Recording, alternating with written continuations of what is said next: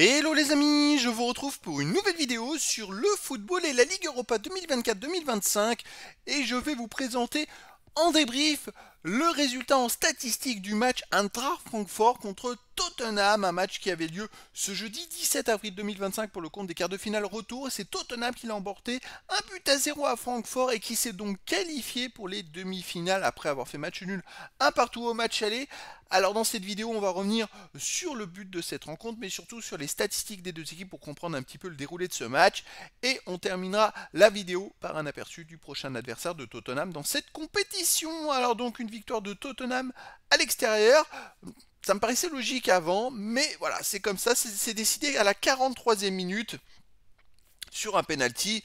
C'était quand même juste, hein, grâce à un penalty marqué par Solanke juste avant la mi-temps. Ensuite, Tottenham a tenu le score jusqu'à la fin du match. Alors, on va voir les statistiques. Il y a eu 60,6% de possession de balle à 39,4 pour Francfort, 532 passes tentées à 352, 452 passes réussies à 272, 84,9% de passes réussies à 77,2%. Francfort a quand même bien dominé la rencontre. En même temps, ils ont été menés dès la fin de la première mi-temps, donc il fallait bien qu'ils égalisent pour essayer de revenir au score. 80, après, ils ont eu 10 occasions à 8 pour Francfort, 14 tirs à 12 pour Francfort, c'est plutôt serré par contre, hein. 5 tirs cadrés à 3 pour Francfort, 5 tirs contrés à 3 pour Francfort, aucun poteau, un hors-jeu partout. Voilà, il y a eu quasiment autant d'occasions et de tirs des deux côtés. Point de vue tir cadré, c'est vrai que 5 sur 14 pour Francfort, c'est pas assez. Après, ils auraient pu marquer, mais voilà, ils n'ont pas eu de réussite. Et Tottenham a marqué un but en 3 tirs cadrés et a fait le boulot. Ensuite, ils ont fait le dos rond pour essayer de conserver le score. Donc au final, c'est une victoire de Tottenham, mais quand on voit les stats, il n'y a pas une si grosse différence que ça entre les deux équipes. Francfort poussait, donc c'est logique qu'ils aient des stats légèrement supérieures. Mais voilà, c'est Tottenham qui l'a emporté. Alors les autres stats, 8 corners à 7 pour Francfort, c'est un beau corner, 35 centres à 15 pour Francfort, 13 interceptions à 6 pour Tottenham, 18 tacles partout, 57 duels gagnés à 53 pour Tottenham.